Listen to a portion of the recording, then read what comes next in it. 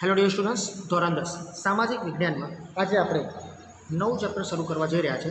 Chapter number 9 one અને વન્યજીવ સંસાધન, session number 2, first session of chapter number 9. આને લગતી માહિતી થોડી ઘણી આપણે ભારતના પ્રાકૃતિક વારસો જે પોઈન્ટ હતો ચેપ્ટર 1માં ભારતના વારસાની અંદર, એમાં આપણે ચોથા નંબરનો પોઈન્ટ જોયો હતો વન્યજીવો.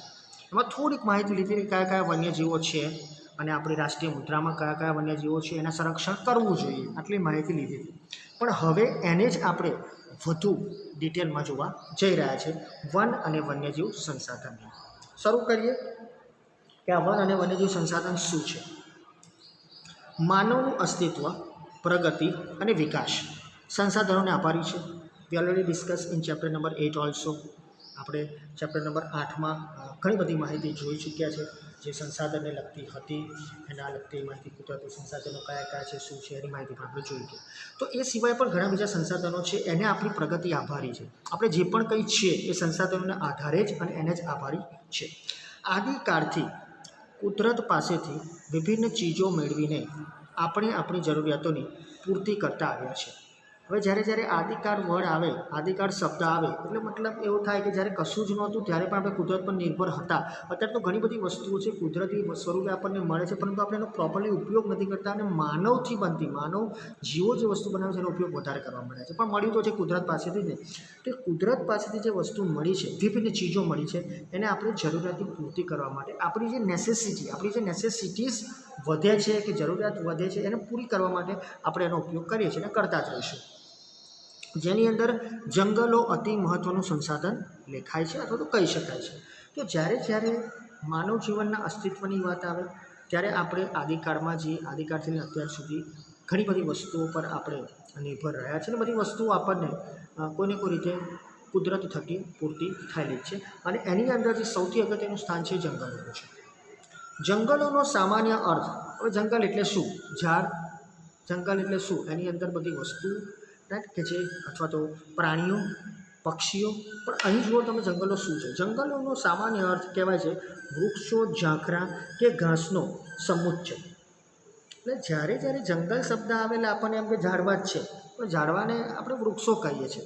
સાથે સાથે ઝાંખરા પણ હોય જે પડેલા હોય અને સાથે ઘાસ, એનો સમુચ્ચય. આ બધું ભેગું થાય એટલે એક જંગલ બનતું હોય છે. તો આ ખાસ યાદ રાખજો, સામાન્ય અર્થ જંગલ. કુદરતી વનસ્પતિમાં એ જ વનસ્પતિને સમાવી શકાય જેનો ઉછેર માનવની સહાય વિના કુદરતી રીતે થયો હોય અને એને એક નામ આપ્યું છે સ્પેશિયલ, અક્ષત વનસ્પતિ. દેટ મીન્સ વર્જિન વનસ્પતિ. એમાં મારો તમારો કોઈ જ ફાળો નથી. આ એક માર્કનો પ્રશ્ન છે વિદ્યાર્થી મિત્રો, ખાસ ધ્યાન રાખજો. અક્ષત વનસ્પતિ એટલે શું? અક્ષત વનસ્પતિ એટલે એવી વનસ્પતિ જેનો ઉછેર મારા તમારા એટલે કે માનવની સહાય વિના થયો છે. તો જ્યારે આપણે વનસ્પતિ શબ્દ આવે, કુદરતી વનસ્પતિ શબ્દ આવે, ત્યારે મારો તમારામાં કોઈ જ ફાળો ના હોવો જોઈએ તો જ જંગલ બનશે. મારો તમારો ફાળો છે એટલે તો જંગલો રહ્યા નથી. Keep in mind this thing. હા, આપણે એને કોઈને કોઈ રીતે વિનાશ કરી દીધો છે, એ પણ સિલેબસમાં આજે જોઈશું. પણ સામાન્ય રીતે જોવા જાઓ તો કુદરતી વનસ્પતિમાં એ જ વનસ્પતિને સમાવી શકાય જેનો ઉછેર માનવની સહાય વિના કુદરતી રીતે થયો હોય અને એનું નામ છે વર્જિન અથવા તો અક્ષત વનસ્પતિ. 3 વાર બોલ્યો છું, યાદ રહેવું જ જોઈએ. ભારતમાં આ પ્રકારની વનસ્પતિ હવે માત્ર હિમાલય, સુંદરવન અને થરના રણના દુર્ગમ વિસ્તારોમાં જોવા મળે છે. એટલે અત્યારે આ જે માનવની સહાય વિના જે વનસ્પતિ થાય છે એ ક્યાં જોવા મળે છે? અત્યારે ક્યાં જોવા મળે છે? 3 જ જગ્યા. હિમાલય, સુંદરવન ઓલરેડી તમને કદાચ જ્ઞાન હશે જ, નહીં હોય તો હું આમાં આપી દઈશ તમને ક્યાં આગળ આવેલું છે. પશ્ચિમ બંગાળ અને ઓડિશાની વચ્ચે. એટલે એ સમય આવશે ત્યારે આપણને એ નકશાની અંદર માહિતી હશે જ તમને. અને થરનું રણ, રાજસ્થાન. આ 3 જગ્યાએ જોવા મળે છે. હવે તમે ત્યાં રણમાં વનસ્પતિ, યસ ઇટ ઇઝ ધેર, પણ બહુ ઓછા પ્રમાણમાં. તો આ 3 જગ્યાએ અત્યારે આવી વનસ્પતિ જોવા મળે છે જે પોતાની રીતે ઉગતી હોય. તો આ વાત થઈ એક ઇન્ટ્રોડક્ટરી લેવલની. શરૂ કરતાં પહેલાં હું તમને ચોક્કસ જણાવીશ આગળ કે આ ચેપ્ટર 2 અને 3 માર્ક માટે જરૂરી છે. સેક્શન બી અને સી. સેક્શન ડીમાં કોઈ ક્વેશ્ચન આમાંથી આવતો નથી, એટલે 4 માર્કનો કોઈ ક્વેશ્ચન આવતો નથી. પણ હા, એક વાક્યના જવાબમાં એટલે કે સેક્શન એમાં એક વાક્યના જવાબમાં આ પૂછાય છે. બ્લુપ્રિન્ટ હું ઇન્ટેન્શનલી તમને નથી આપતો અત્યારે, કારણ કે સંજોગો એવા છે કદાચ 100% એટલે કે 80 માર્કનું જે પૂરું પેપર આવે છે એ પ્રમાણે બ્લુ પ્રિન્ટ હોય, શું સર્કમસ્ટન્સીસ એની પર ડિપેન્ડ છે બધું. એટલે એ સમય જ્યારે આવશે ત્યારે તમને સંપૂર્ણ આની માહિતી મળશે. ખાસ ધ્યાન રાખજો. એટલે અત્યાર પૂરતું સેક્શન A, B અને C. Thank you. Now let's move to the other point. જંગલોનું વર્ગીકરણ. હવે ક્લાસિફિકેશન જરૂરી છે. જંગલો એટલે બધા જંગલો સરખા ન પણ હોય અને ઘણા જંગલો સરખા પણ હોય. તો કઈ રીતે સમજવા કે કયા જંગલો કઈ રીતે કાર્ય કરે છે અને કયા જંગલો છે? તો જંગલોનું આ વર્ગીકરણ જુદી જુદી દ્રષ્ટિએ કરવામાં આવે છે. આબોહવાને આધારે જંગલના પ્રકારો આપણે ધોરણ 9માં શીખી ગયા, તમારી જોડે માહિતી પણ છે. અહીં આ ચેપ્ટર નંબર 9માં 10મા ધોરણમાં વહીવટી અને માલિકી તથા વ્યવસ્થાપન એટલે વહીવટી તથા માલિકી અને વ્યવસ્થાપનની દ્રષ્ટિએ જે જંગલોના 3 પ્રકારો છે એના વિશે માહિતી લઈશું. જંગલોના પ્રકાર આપણા સિલેબસમાં 3 છે, ખાસ યાદ રાખજો. ઓકે, એટલે જે 3 પ્રકાર છે એના વિશે આપણે 1 બાય 1 માહિતી લઈએ. પણ એમાં ખાસ યાદ રાખજો એ 3 પ્રકારો 2માં ડિવાઈડ થયેલા છે. એટલે પહેલું છે વહીવટી દ્રષ્ટિએ અને બીજું જોવા જાઓ તો માલિકી, વહીવટી અને વ્યવસ્થાપનની દ્રષ્ટિએ. તો જોઈએ પહેલું વહીવટી દ્રષ્ટિએ જંગલોના પ્રકાર કે વહીવટ કોણ કરે છે. ફોર એક્ઝામ્પલ એક નાની દુકાન છે તો કે કોણ વહીવટ કરે છે? તો કે ફલાણા મિસ્ટર મહેશભાઈ. ખબર પડી? કોણ વહીવટ કરે છે? તો મિસ્ટર રમેશભાઈ. તો વહીવટી દ્રષ્ટિએ એનું કાર્ય કોણ સંભાળે છે, બધું ધ્યાન કોણ રાખે છે? માલિક તો છે એટલે માલિક કહી શકાય એને, રાઈટ. સો વહીવટ કોણ કરે છે એ હિસાબે તેના 3 પ્રકાર પડે છે: અનામત, સંરક્ષિત અને અવર્ગીકૃત. Keep in mind the name, English name. અનામત that is known as reserved forest, સંરક્ષિત that is called protected અને અવર્ગીકૃત that is called unclassified. તો નામ પરથી તમને થોડું ખબર પડી ગઈ હશે કે આ જંગલો કેવા છે. તો શરૂ કરીએ. બધા જ 1-1 માર્કમાં આવે છે, સાથે સાથે 3 માર્કનો ક્વેશ્ચન પણ આવે છે, રાઈટ. પણ મોસ્ટલી આજ સુધી જંગલોના પ્રકારનો 1 કે 2 વાર જ 3 માર્કનો ક્વેશ્ચન પૂછાયેલો છે. બાકી 2-2 માર્કમાં અને 1-1 માર્કના પ્રશ્નોમાં હોય છે. અને 3 માર્કમાં ક્વેશ્ચન આવે છે એ પાછળ જોઈશું. અચ્છા, પહેલું અનામત. અનામત એટલે રિઝર્વ. આપણે તે ક્યાં કોઈ એક વસ્તુ કે આ તો આમના માટે અનામત રાખેલી છે. ધોરણ 10ના વિદ્યાર્થીઓ માટે આ અનામત છે, એટલે એ 10ના વિદ્યાર્થીઓ જેનો ઉપયોગ કરી શકશે. Like that here C. આ પ્રકારના જંગલો સીધા સરકારી તંત્રના નિયંત્રણમાં હોય છે. એનો મતલબ એવો થયો કે આ જે પર્ટિક્યુલર જંગલો છે, સ્પેસિફિક જંગલો, એ સરકાર હસ્તક છે અને સરકાર એની ઉપર ધ્યાન રાખે છે, સરકારનું એની પર નિયંત્રણ છે. એટલે આની અંદર કોઈ પણ સુધારા વધારા ન થઈ શકે, સરકાર જ જે તે કાર્ય કરશે. 1 માર્કનો પ્રશ્ન કે અનામત જંગલમાં કોનું નિયંત્રણ છે? સરકારી તંત્ર. અચ્છા, આની અંદર કંઈક છૂટછાટ હોય એવું શું છે? તો છૂટછાટ છે કે નહીં જોઈ લઈએ. આમાં લાકડા કાપવા કે વીણવા તથા પશુ ચરાણ માટે પ્રવેશ કરવાની મનાઈ છે, એટલે કોઈ છૂટછાટ નથી. સંપૂર્ણપણે અનામત નામ એટલે જ આપેલું છે કે સરકાર હસ્તક છે અને કોઈ પણ નજીકનો દૂરનો વ્યક્તિ એની અંદર લાકડા ન કાપી શકે, કશું જે ઝાખરા છે એ વીણી પણ ન શકે અથવા પશુને ચરાવવા પણ ન જઈ શકે. આ ખાસ ધ્યાન રાખજો. આ છે અનામત જંગલો. બીજું છે સંરક્ષિત જંગલો. નામ પરથી ખબર પડે છે પ્રોટેક્ટેડ છે. કઈ રીતે? તો આ પ્રકારના જંગલોની દેખભાળ સરકારી તંત્ર દ્વારા કરાય છે. એટલે બેઉમાં તો સેમ થઈ ગયું. સો આપણે તો એક વસ્તુ ઈઝી થઈ ગઈ કે વહીવટી તંત્રની દ્રષ્ટિએ જોવા જઈએ તો બંનેમાં સરકારી તંત્ર નિયંત્રણ રાખે છે. વૃક્ષોને હાનિ પહોંચાડ્યા સિવાય લાકડા વીણવાની અને પશુ ચરાણની સ્થાનિક લોકોને છૂટ હોય છે. સો આની અંદર છૂટછાટ મળેલી છે. એનો મતલબ એવો થયો કે સંરક્ષિત જંગલની આજુબાજુમાં રહેતા લોકોને ત્યાં લાકડું કપાય નહીં. જો એટલે કે લાકડા કાપી ના શકાય અને જે વૃક્ષો છે એને કોઈ પણ પ્રકારની હાનિ ના પહોંચે. હાનિ ક્યારે પહોંચે? આપણે લાકડા કાપીએ તો એને હાનિ ન પહોંચાડવી ન જોઈએ અને સાથે સાથે લાકડા વીણી શકાય એવી વ્યવસ્થા સાથે લોકો અંદર એન્ટર થઈ શકે છે અને ત્યાં પશુ ઢોરોને ચરાવવા માટે પણ છૂટછાટ છે. તો આ થોડા ઘણા અંશે સંરક્ષિત છે. આગળ વધીએ છીએ. ત્રીજું છે અવર્ગીકૃત. નામ પરથી ખબર પડે છે એનું કોઈ વર્ગીકરણ થયેલું નથી, અનક્લાસિફાઈડ છે. આ પ્રકારના જંગલોનું વર્ગીકરણ હજુ સુધી થયું નથી. એનો મતલબ એવો થયો કે કોઈના હસ્તકમાં પણ નથી. એટલે અહીં વૃક્ષો કાપવા તથા પશુ ચારણ પર કોઈ પ્રતિબંધ નથી. તમે ગમે ત્યારે અંદર એન્ટર થઈ શકો, તમારી જરૂરિયાત મુજબ વૃક્ષ કાપી શકો, કારણ કે એનું વર્ગીકરણ નથી કહ્યું કે કયા એરિયામાં આવા જંગલો છે અને એનું પ્રમાણ કેટલું છે. ધેટ્સ વાય જે સ્થાનિક લોકો છે એ વૃક્ષો કાપી જાય છે અને વેચે પણ છે, એનો ઉપયોગ પણ કરે છે અને સાથે સાથે પશુ ચરાણ પણ કરી શકે છે. તો સિમ્પલ વસ્તુ થઈ ગઈ. એટલે સામાન્ય ત્રણેયમાં જો ડિફરન્સ જોવું હોય તો ત્રણેયને યાદ રાખવા હોય તો પહેલું તો બંને પહેલાં 2 છે એમાં સરકારી હસ્તક છે. આમાં કોઈ પણ પ્રકારની છૂટ નથી. આમાં લાકડા વીણવાની પશુ ચરાણની છૂટ છે અને આની અંદર પણ બધી છૂટ છે, એટલે કોઈ પ્રતિબંધ નથી, એટલે બધું કામ થઈ શકે, એટલે ઓપન છે. ઓકે, આ વાત થઈ વહીવટી દ્રષ્ટિએ. હવે બીજા ઉપર વળીએ છીએ, અને જે છે માલિકી, વહીવટીય અને વ્યવસ્થાપનની દ્રષ્ટિએ જંગલના પ્રકારો. તો એના પણ 3 પ્રકાર છે. વહીવટીય દ્રષ્ટિએ જોવા જઈએ તો રાજ્ય, સામુદાયિક અને ખાનગી. એટલે વ્યવસ્થાપન કોણ કરે છે, એની માલિકી કોના હસ્તક છે, રાઈટ, એ રીતે જોવા જઈએ તો ભારતના જંગલોને માલિકી, વહીવટી અને વ્યવસ્થાપન દ્રષ્ટિએ નીચે મુજબ 3 ભાગમાં વહેંચવામાં આવે છે. અને વહીવટી દ્રષ્ટિ અલગથી પણ 3 ભાગમાં વહેંચેલા છે. ચલો શરૂ કરીએ. પહેલું રાજ્ય માલિકીનું જંગલ, સ્ટેટ ફોરેસ્ટ. નામ પરથી જ ખબર પડે છે આ પ્રકારના જંગલો પર જે પણ નિયંત્રણ છે એ રાજ્ય કે કેન્દ્ર સરકારનું હોય છે. એટલે રાજ્ય માલિકીનું એટલા માટે લખે છે કે કેન્દ્ર સરકારના હસ્તક રાજ્ય સરકારના હસ્તક જે તે જંગલ, એટલે રાજ્ય સરકારના હસ્તક જ હોય. સમટાઈમ્સ ડાયરેક્ટલી હોય તો કેન્દ્ર સરકારનું એની ઉપર કોઈ પણ પ્રકારનું નિયંત્રણ હોય છે. દેશના મોટાભાગના જંગલ વિસ્તારો આ પ્રકારમાં આવે છે. એટલે આ પ્રકાર એકદમ કહી શકાય કે મુખ્ય પ્રકાર છે. એનું કારણ છે કે બધા જંગલો આમાં આવી જ જાય છે. ઓકે, એટલે રાજ્ય અને કેન્દ્ર સરકાર હસ્તક છે અને મોસ્ટલી બધા જંગલનો સમાવેશ આમાં થાય છે. અચ્છા, બીજું સામુદાયિક વન, જેના વન એટલે જંગલ તમે જાણો છો ગુજરાતી ભાષા, કોમ્યુનલ. તો આ પ્રકારના જે જંગલો છે એના ઉપર સ્થાનિક સ્વરાજ્યની સંસ્થાઓ, હવે you know that one, standard 6, 7, 8માં તમે ભણી ગયા છો સ્થાનિક સ્વરાજ્યની સંસ્થાઓ શું છે. તો ગ્રામ પંચાયત, નગરપાલિકા, મહાનગરપાલિકા, જિલ્લા પંચાયત, તાલુકા પંચાયત એમનું નિયંત્રણ હોય છે.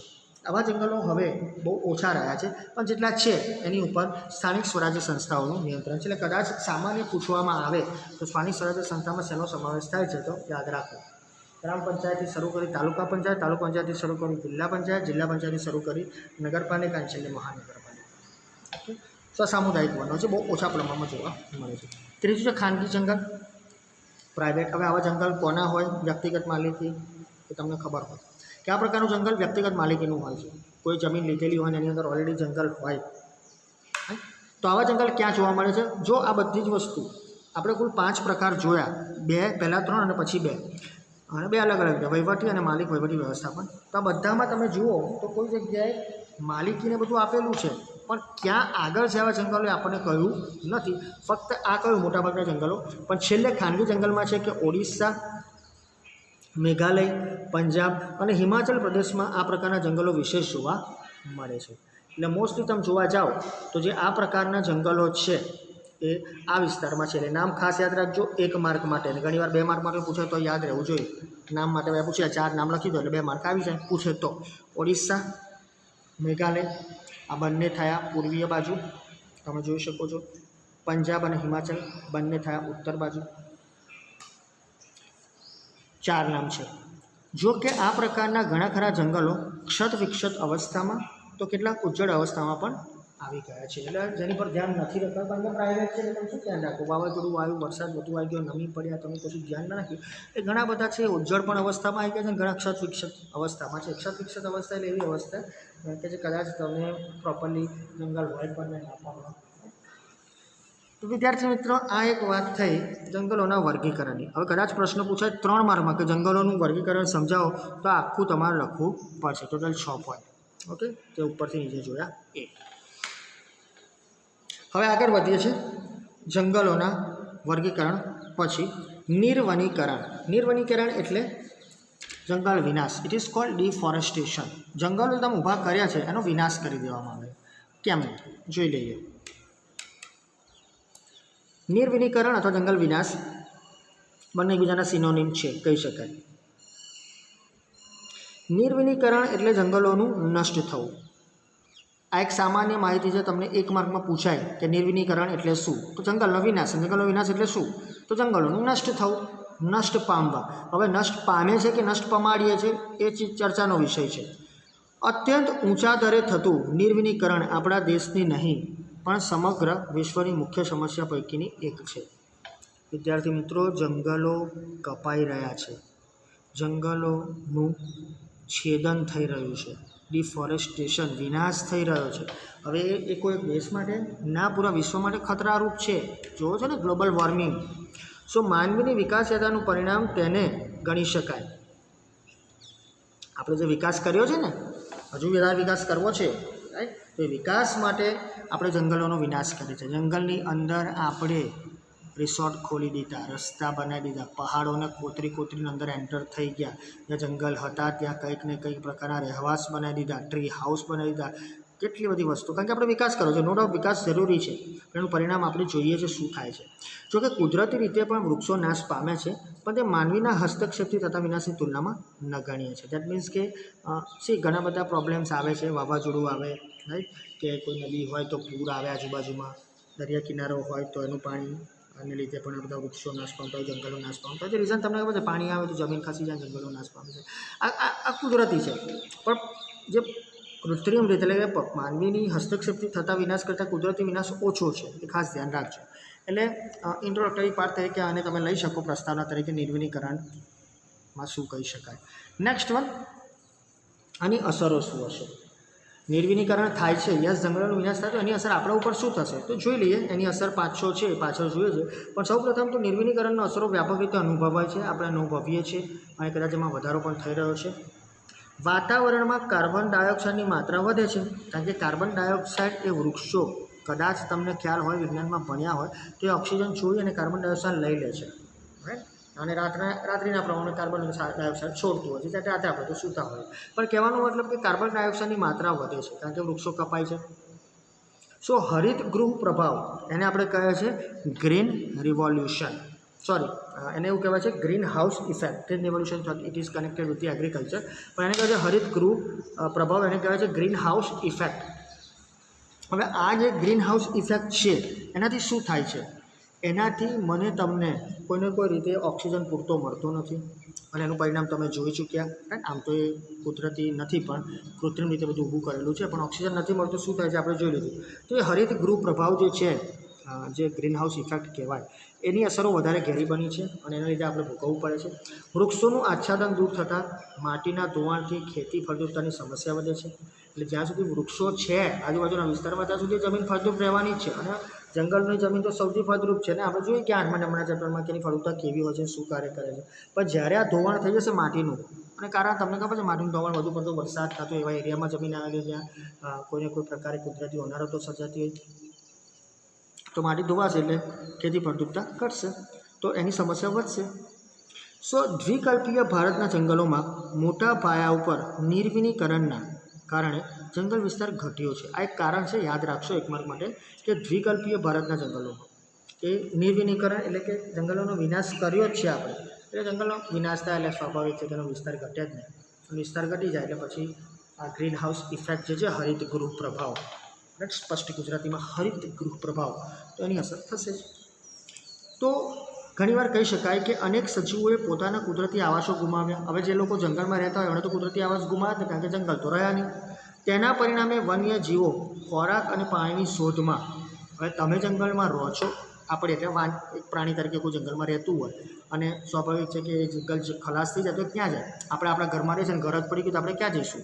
આપણે જ્યાં આગળ વ્યવસ્થા થશે ત્યાં જ જઈશું ને. આપણે જ્યાં વ્યવસ્થિત ભાવમાં પૈસા ખર્ચીને જગ્યા મળશે ત્યાં જઈશું. હવે આપણે તો કુદરતી આવાસ ગુમાવી દીધો. એક સામાન્ય એક્ઝામ્પલ છે, ગરીબ લોકો ભૂંગરાની અંદર સૂઈ જતા હોય છે. એ ભૂંગરાનું કામ ચાલુ થઈ ગયું, ભૂંગરા જતા રહે, હવે ક્યાં સૂશે? એના જેવું છે. તો જંગલો જ જતા રહ્યા, તો જંગલ વગર આ લોકો જશે ક્યાં? તો એ લોકો શું કરશે? ખોરાકની શોધમાં અને પાણીની શોધમાં માનવ વિસ્તારમાં આવશે. એટલે આપણે જે વિસ્તારમાં રહીએ છીએ એ વિસ્તારમાં એ લોકોનું આવાગમન થશે, અને જ્યારે આપણા વિસ્તારમાં આવશે, વસવાટના ક્ષેત્રો તરફ આવી ચડે છે. જો એ માનવ વસવાટના ક્ષેત્રો તરફ આવવાનું કારણ આપણે જ છે, કારણ કે આપણે એમનું ઘર લઈ લીધું, આપણે ત્યાં રોડ બનાવી દીધા, આપણે ત્યાં રિસોર્ટ બનાવી દીધા, એટલા માટે.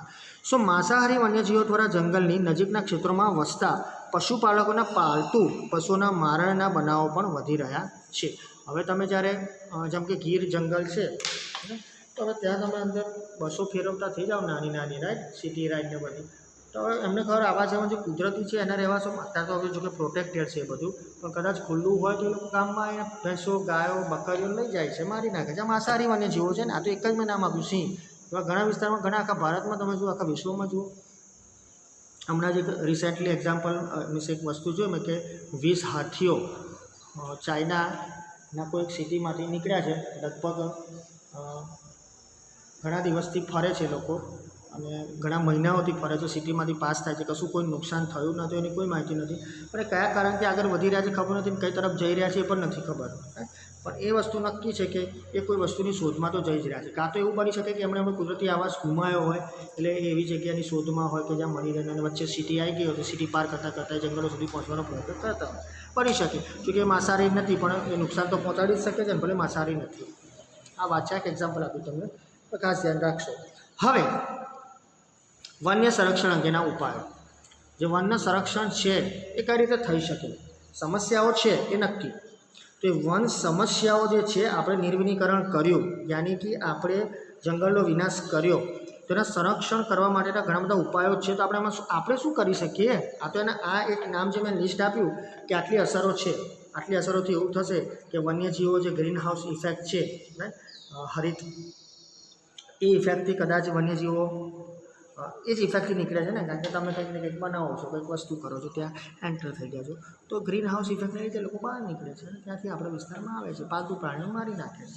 તો એ બચાવવા માટે આપણે શું કરી શકીએ? તો જોઈ લઈએ જંગલો બચાવવા માટેના અથવા વન સંરક્ષણના. લાકડાના વિકલ્પે વાપરી શકાય તેવી સામગ્રી માટે સંશોધનો હાથ ધરવા.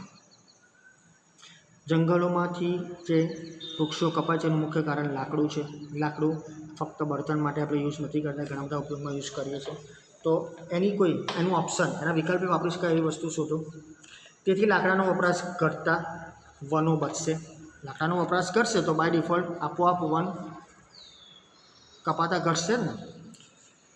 જ્યાં જરૂરિયાત કે વિકાસ માટે નિર્માણ કાર્ય કરતા જે વૃક્ષો અનિવાર્યપણે કાપવા પડે તેની જગ્યાએ નવા એ જ પ્રજાતિના વૃક્ષો વાવવા જોઈએ. આવું થયું? 100 નેશનલ હાઈવે બન્યો અને કેટલાય વૃક્ષોનું નિકંદન થઈ ગયું, તો એના 10% વૃક્ષો રોપાયા? કદાચ ના. તો વિકાસ કર્યો, ધેટ્સ ગુડ, વિકાસ કરવો જોઈએ. કોઈપણ દેશનો વિકાસ થવો એ જરૂરી છે, અત્યારે અનિવાર્ય છે. પણ જો અનિવાર્યપણે એ વિકાસ કરવો જ પડે અને અનિવાર્યપણે એ વિકાસ કરવા માટે વૃક્ષો કાપવા પડે તો કાપો, રાઈટ. પણ એની જગ્યાએ નવા વૃક્ષો વાવો એ જ જાતિના, એ તો આપણે કરવું નથી અને વિકાસ કરવો છે, ત્યાં આગળ પ્રોબ્લેમ થાય છે. સાથે સાથે અપરિપક્વ વૃક્ષોને કાપવા પર સંપૂર્ણ પ્રતિબંધ મૂકવો જોઈએ.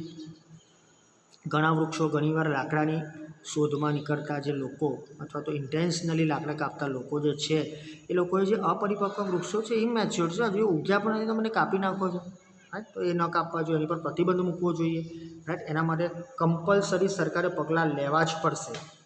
નેક્સ્ટ વન, જે ઉદ્યોગો જંગલોમાંથી કાચો માલ મેળવે છે તેને ભવિષ્યની જરૂરિયાત સંદર્ભે વનીકરણ માટે ફરજ પાડવી જોઈએ. ફોર એક્ઝામ્પલ, જે લોકો લાકડામાંથી ફર્નિચર બનાવે છે અથવા તો જે લોકો એવા છે કે જે મોટે ભાગે જંગલોમાંથી જ પોતાના ઉદ્યોગો ચલાવે છે, એના જે કાચો માલ ત્યાંથી રહે છે, એ લોકોએ લો, તમે બિંદાસ લો, બરાબર. પરંતુ કાચો માલ મેળવીને ભવિષ્યની જરૂરિયાત છે એના માટે તમે આખા વન ઊભા કરો, વનીકરણ કરો, તો જ તમને મળશે. એની ફરજિયાતપણે એનું પાલન થવું જોઈએ. અધરવાઇઝ તમારો ઉદ્યોગ બંધ કરી દો.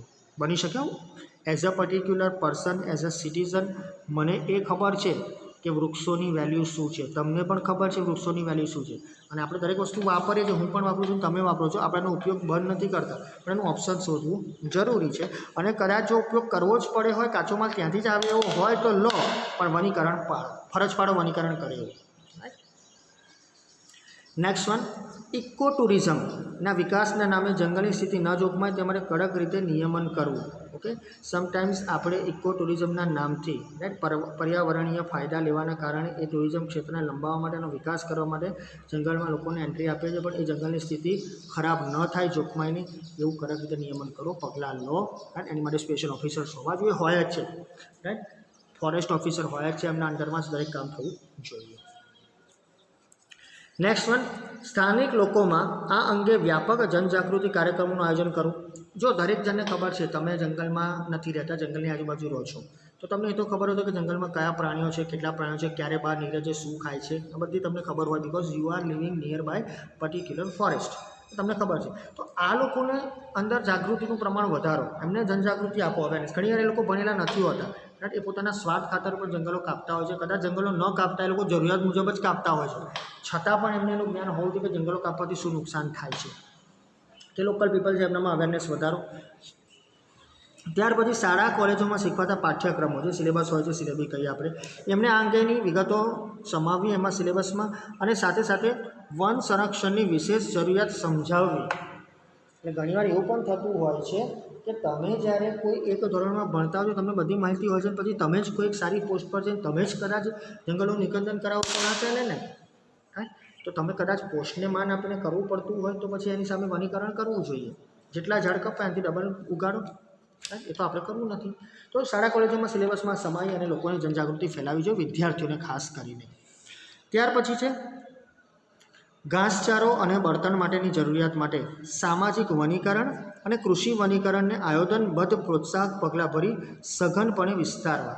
હવે આ બંને વસ્તુ તમારા 9મા નંબરના 9મા ધોરણમાં એક ચેપ્ટરમાં આવી ગયું છે કે કઈ રીતે સામાજિક વનીકરણ અને કઈ રીતે કૃષિ વનીકરણ થાય છે. તો એ જરૂરિયાત મુજબ આપણે બળતણ કે ઘાસચારા માટેનો ઉપયોગ કરી શકીએ. તો ઘાસચારા માટે તમે કરો સ્પેશિયલ. શા માટે તમે જંગલો કાપો છો? એક પાક લઈ લો, ઘણા બધા પાક છે ને, એ તમે ઘાસચારા માટે કરી શકો છો. સોશિયલ ફોરેસ્ટ્રી કરી શકાય છે, રાઈટ. અને કદાચ તમને જરૂર બળતણ માટે પણ જરૂર છે તો એની પણ ફોરેસ્ટ્રી કરી શકાય છે ને. અને કદાચ જરૂરી છે તો ઘાસચારો છે તો એગ્રો ફોરેસ્ટ્રી, રાઈટ. એ ખેતી લાયક એનો ઉપયોગ કરો. આપણે કરવું નથી. આ બંને કોન્સેપ્ટ તમે ભણી ગયા છો એટલે આ વર્ષે તમારે ડિટેલમાં નથી, પણ કદાચ પૂછાય તો તમે લખી શકો છો કે સોશિયલ ફોરેસ્ટ્રી અને એગ્રો ફોરેસ્ટ્રી શું છે. પણ એ બધું આયોજનબદ્ધ રીતે થવું જોઈએ અને પ્રોત્સાહક પગલાં ભરવા પડે અને સઘનપણે એને વિસ્તારવા પડે. આગળ વધીએ છીએ. બળતણની જરૂરિયાતમાં લાકડાના વપરાશને બદલે સૌર ઉર્જા, કુદરતી વાયુ વગેરે જેવા વિકલ્પો અપનાવવા જોઈએ. ધેટ મીન્સ અત્યારે તમે જે લાકડું વાપરો છો એ લાકડાની જગ્યાએ ઘણા વિકલ્પો આવી ગયા છે, જેમ કે સૌર ઉર્જા, સોલર એનર્જી. અને હવે તો આપણે એક સમૃદ્ધ રાજ્યમાં રહીએ છીએ અને આપણે એનો બેનિફિટ લઈએ જ છીએ. ઘણા બધાના ઘરોમાં છે જ કે સૌર ઉર્જા, સોલર એનર્જી તમને મળે છે. કુદરતી વાયુ પણ છે, એનો પણ કોઈ રીતે તમે ઉપયોગ કરી શકો છો. આગળ છે વન સંસાધનોનો કરકસરભર્યો ઉપયોગ કરવો. વનમાં જે પણ વસ્તુઓ છે ભલે આપણે ઉપયોગમાં કાયમ લેવાતી હોય, પણ એનો કરકસરભર્યો ઉપયોગ કરો. થોડી કરકસર રાખો તો જ એનો ઉપયોગ ઘટશે. અધરવાઇઝ આપણે એનો ઉપયોગ વધારીશું તો એ થોડા સમયમાં ખલાસ જ થઈ જવાની છે. સાથે સાથે કીટકોથી ક્ષતિગ્રસ્ત થયેલા વૃક્ષોને દૂર કરવાથી અન્ય તંદુરસ્ત વૃક્ષોના વિકાસની પ્રક્રિયા ઝડપી બને છે. સમટાઈમ ઇટ હેપન્સ કે કોઈ રોગચાળો ફાટી નીકળે. આપણે વાત કરીએ છીએ કીટકો, એટલે કે જંગલની અંદર જમીનમાં કદાચ કોઈ એવો રોગ પેસી જાય, પાંદડાઓમાં રોગ પેસી જાય, ઝાડમાં રોગ પેસી જાય, તો આ બધું જ્યારે કીટકોથી ક્ષતિગ્રસ્ત થઈ ગયું કોઈ બી કારણથી, તો એવા વૃક્ષોને કાપી નાખો. એની પરમિશન સરકાર આપે છે. એની પરમિશન જે તે પ્રકારની જે ઓથોરિટી છે, નિયંત્રણમાં છે, એ આપે છે, ફોરેસ્ટ ઓફિસરની સાઇનથી. સો એ કાપી અને અન્ય તંદુરસ્ત જે હેલ્ધી વૃક્ષો છે, જે કમ્પ્લીટ ચાલી રહ્યા છે, સરસ છે, એને તમે વિકાસને માટે ઉપયોગ કરી શકો છો. એ વૃક્ષોનો વિકાસ ના અટકવો જોઈએ, એ તો વધવા જ જોઈએ. ત્યાર પછી દાવાનળથી જંગલોને ભારે નુકસાન થાય છે, રાઈટ. ઘણીવાર ફોરેસ્ટ ફાયર થાય છે ઘર્ષણને કારણે, તમે જાણો છો. તો એ દાવાનળથી જંગલો પૂરેપૂરા સાફ થઈ જાય છે. ગયા વર્ષનો એના આગલા વર્ષનો, રાઈટ, જે એમેઝોનના જંગલોમાં આગ લાગી હતી, કેટલું નુકસાન થયું હતું. તો એના શમન માટે આપણે રાષ્ટ્રીય સ્તરે અલાયદું તંત્ર કે દળ ઊભું કરવું. તો યાદ રાખશો, એક ઇમરજન્સી દળ રાષ્ટ્રીય સ્તરે ઊભું હોવું જોઈએ જ્યારે આ પ્રોબ્લેમ થાય ત્યારે. ડિઝાસ્ટર મેનેજમેન્ટના સંદર્ભમાં તમે આગળના ધોરણમાં જ્યારે કોમર્શિયલ ભણશો ત્યારે તમને આ બધું આવશે જ કે કઈ રીતે આ લોકોને આ એક તંત્ર દ્વારા કામ થાય છે. એક દળ હોય છે, એક તંત્ર હોય છે, એક ટીમ હોય છે, આ કાર્ય કરતી હોય છે. તો દાવાનળ જ્યારે થાય ફોરેસ્ટ ફાયર ત્યારે એમાંથી આપણે બહાર નીકળી શકીએ. તો લાંબા ગાળે એનો ગેરફાયદો છે, પણ એનું દમન અટકાવવું જરૂરી છે, શમન કરવું પડે. આગળ જંગલ ક્ષેત્રોમાં આવેલા ધાર્મિક આસ્થા કેન્દ્રો પર ભરાતા, મેળાતા, યોજાતા ભંડારા કે પરિક્રમા સમયે પરિવહનની સુવિધા વધતા અને પ્રવાસ સુગમ થતાં હજારો યાત્રિકો પહોંચે છે. તે સમયે થતો કચરાનો યોગ્ય નિકાલ ન થવાથી જંગલ દૂષિત થાય છે. હવે તમે જાણો છો, આપણે એક એવી કોમ્યુનિટીમાં છે જ્યાં વાર તહેવારે આપણે કોઈ એક મંદિર કે ધાર્મિક આસ્થાના કેન્દ્રો, મસ્જિદ કે કોઈ બી જગ્યાએ તમે જાઓ, ધાર્મિક આસ્થાના કેન્દ્રો એટલે બધું આવી જાય છે. તો ત્યાં જે મેળાઓ ભરાય છે, પરિક્રમા આપણે ફરીએ છીએ, નર્મદાની પરિક્રમા, ગીરની પરિક્રમા, પાવાગઢની પરિક્રમા, રાઈટ. સાઉથમાં પણ થાય છે, વેસ્ટમાં પણ થાય છે, આપણા રાજ્યમાં પણ થાય છે. તો આ બધી પરિક્રમા કરો એટલે શું થાય? પરિવહન થશે, પરિવહન એટલે ટ્રાન્સપોર્ટેશન થશે. કઈ રીતે ટ્રાન્સપોર્ટેશન થાય છે 14મા ચેપ્ટરમાં જોઈશું. તો જે ટ્રાન્સપોર્ટેશન થાય છે એની સુવિધા મળે છે હવે, અને એનાથી આપણે પ્રવાસ કરી શકીએ છીએ. અને લાખો, અહીં ભલે હજારો લખ્યું, પણ અમુક સમય તો લાખો યાત્રિકો ત્યાં પહોંચી જાય છે. અને તે સમયે કચરો આવે છે, પાણીની બોટલ, પ્લાસ્ટિકની થેલીઓ. આપણને ત્યારે એવી સેન્સ નથી હોતી કે આ બધું આપણે ઘેર પાછું લઈ જઈએ. કે કચરા પેટીમાં નાખી દઈએ, ના, આપણે તો ત્યાં જ બધું નાખીને આવ્યું છે. એટલે આના લીધે જંગલ દૂષિત થાય છે અને એ જ વસ્તુ આ લોકો ખાય છે, ત્યાંના પ્રાણીઓ, બની શકે ને. અને છેલ્લે પશુ ચરણ માટે અલાયદા વિસ્તારો રાખવા જોઈએ. આમ તો અમુક જંગલોમાં એની વ્યવસ્થા હોય છે, અંદર ના જવાની શક્તિ બહુ બહારથી અમુક જગ્યા સુધી તમે જંગલોની અંદર ચરણ કરવા જાઓ છો, પણ એની ઉપર અમુક વિસ્તાર નિશ્ચિત હોવો જોઈએ. તો વિદ્યાર્થી મિત્રો, અહીં આપણે આટલા સુધી રાખીએ છીએ. આજે આપણે ચર્ચા કરી અને થોડીક સિરિયસલી સમજી અને જોઈ લેજો. તમારા માટે બહુ જરૂરી વસ્તુ છે. તો ઘણા વર્ષોથી કહેતો આવ્યો છું, તમે પણ સમજી જશો કે વન સંરક્ષણ જરૂરી છે. વન્ય જીવ સંસાધન ત્યારે જ થશે જ્યારે વન સંરક્ષણ થશે. ઓકે, ઘણા બધા પોઈન્ટ આની અંદર સમાવેશ કરવાના છે. વન બાય વન આપણે જોઈશું.